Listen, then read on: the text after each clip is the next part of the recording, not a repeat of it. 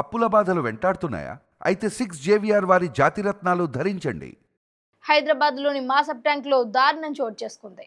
ఒక అడ్వకేట్ని అత్యంత కిరాతకంగా కారుతో ఢీకొని మరి చంపేయడం జరిగింది.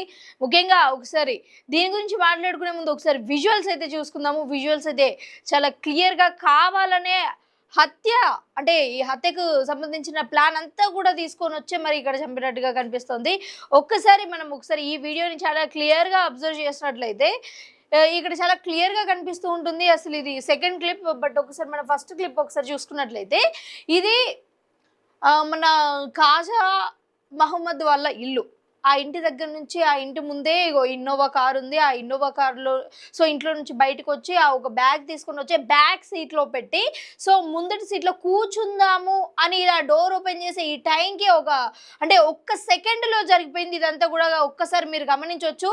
ఇలా డోర్ తీసే ఈ క్రమంలోనే అసలు అది వెంటనే వచ్చి అలా హఠాత్తుగా అసలు ఆ మనిషిని ఢీ కొనడం అసలు ఎంత ప్రమాదకరంగా కనిపిస్తుంది అన్నది మనం ఇక్కడ ఊహించవచ్చు.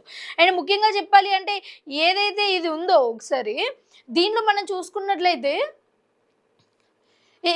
ఇక్కడ వస్తుంది చూసారా, ఇది యాక్చువల్గా ఇన్నోవా కారు లాయర్ది. వెనకాల నుంచి వచ్చేది ఏదైతే ఉందో అది ఒక స్కార్పియో కారు. అది కూడా చూడండి, మీకు ఒకసారి కనిపిస్తుంది స్క్రీన్ పైన. ఇలా డోర్ తీసి కూర్చుందాం అనుకునే ఈ సెకండ్లోనే బ్లాక్ కలర్ స్కార్పియో కార్ వచ్చి అయితే గుద్దడం జరిగింది.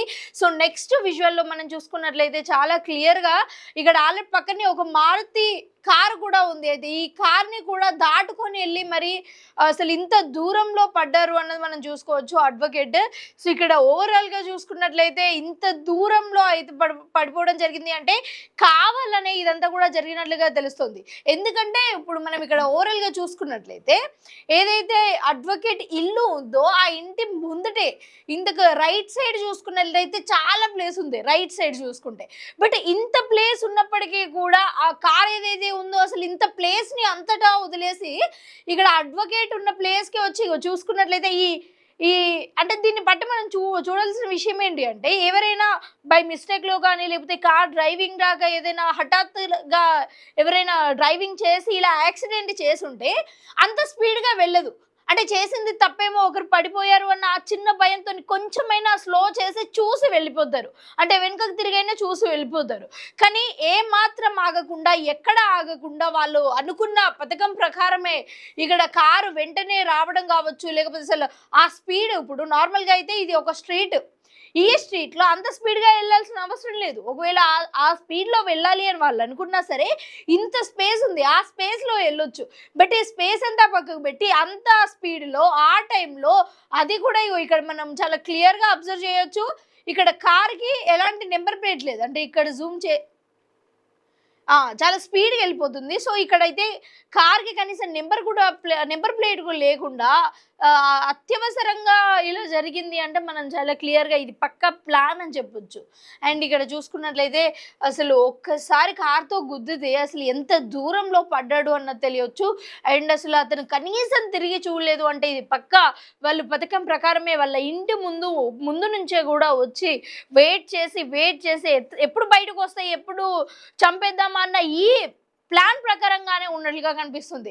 ఎందుకంటే ఎవరైనా సరే ఇక్కడ ఇంత దారుణంగా అంటే అనుకోకుండా ఒకవేళ జరిగితే మాత్రం ఎట్టి పరిస్థితులలో కార్ స్లో అవ్వడం కానీ లేకపోతే ఇంకేదైనా కనిపిస్తూ ఉంటుంది.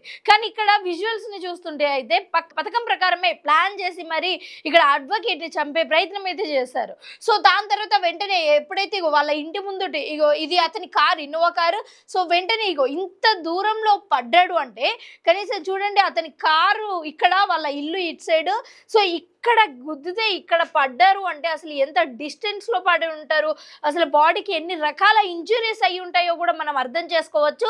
ఓవరాల్గా అసలు దీన్ని చూసిన కాసేపటికే వాళ్ళ ఇంట్లో వాళ్ళందరూ కూడా వచ్చి హాస్పిటల్లో జాయిన్ చేయడం జరిగింది. గవర్నమెంట్ హాస్పిటల్లో తీసుకోము అండ్ ఎక్కువ ఇంజురీస్ అయ్యాయి అని చెప్పిన తర్వాత వీళ్ళు ఒక ప్రైవేట్ హాస్పిటల్కి వెళ్ళడం జరిగింది. ప్రైవేట్ హాస్పిటల్కి వెళ్ళాక కూడా ఆల్మోస్ట్ లైక్ చాలాసేపు అంటే అడ్వకేట్ గారు చాలాసేపు బ్రతికే ఉన్నారు. ఈ గ్యాప్లో ఏదైతే ఉందో అంటే బ్రతికే ఉన్నారో ఈ గ్యాప్లోనే అనేక రకాల ఆరోపణలు చేయడం జరిగింది. అంటే వాళ్ళ కొడుకు కావచ్చు లేకపోతే అడ్వకేటే కావచ్చు ఏం చెప్తున్నారు అంటే నన్ను ఎవరో కావాలని పథకం పన్ని మరి టార్గెట్ చేసి మరి హత్య చేసినట్లు అనిపిస్తోంది. ఎందుకంటే నేను అలా వెనకాల నా బ్యాగ్ పెట్టాను, ముందటికెళ్ళి డోర్ తీసే గ్యాప్‌లో వచ్చి గుద్దారు. నాకు అర్థమైంది. నేను ఇలా చూసేసరికి నేను స్టన్‌లో ఉన్నాను. నాకేం అర్థం కాలేదు. ఏం అర్థం కాని ఈ 1 సెకండ్‌లో నన్ను ఇలా చేసేసారు అనైతే అతను కోలుకున్న తర్వాత బయటికి చెప్పాడు. బట్ చాలా బాధాకరమైన విషయం ఏంటి అంటే 1 అవర్ దాదాపు 1 అవర్ మాట్లాడాడు. ఈ 1 అవర్‌లో కూడా అసలు నా మీద ఎవరు హత్య చేసే అవకాశం ఉండొచ్చు అన్నది కూడా చాలా క్లియర్‌గా చెప్పాడు.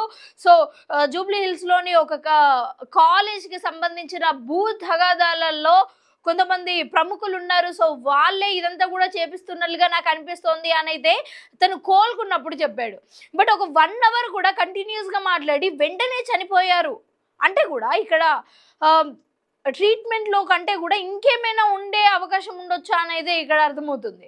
అండ్ ముఖ్యంగా ప్రజలకి ఏదైనా సమస్య వస్తే ఆ సమస్యని నెరవేర్చే లాయర్లకే ఇలాంటి ఇంత పెద్ద సమస్య వచ్చింది అంటే అసలు ఇంకా న్యాయం ఎక్కడ జరుగుతుంది అన్న ప్రశ్న కూడా చాలా మందిలో ఉంది. మొత్తానికైతే ఇప్పుడు ఈ లాయర్ల సంఘాలందరూ కూడా ఒక న్యాయవాదికి ఇలా జరిగింది, ఎట్టి పరిస్థితులలో మాకు న్యాయం కావాలి అని అయితే పోరాడుతున్నారు. అండ్ ముఖ్యంగా ఎవరైతే అడ్వకేట్ వాళ్ళ సన్నిహితులు కొంతమంది ఉంటారో అంటే హాస్పిటల్కి వెళ్ళిన తర్వాత వెళ్ళి అక్కడ చూసి మాట్లాడిన వాళ్ళు స్వయంగా బయటకు వచ్చి చెప్తున్నారు. సో ఇది పథకం ప్రకారమే జరిగింది.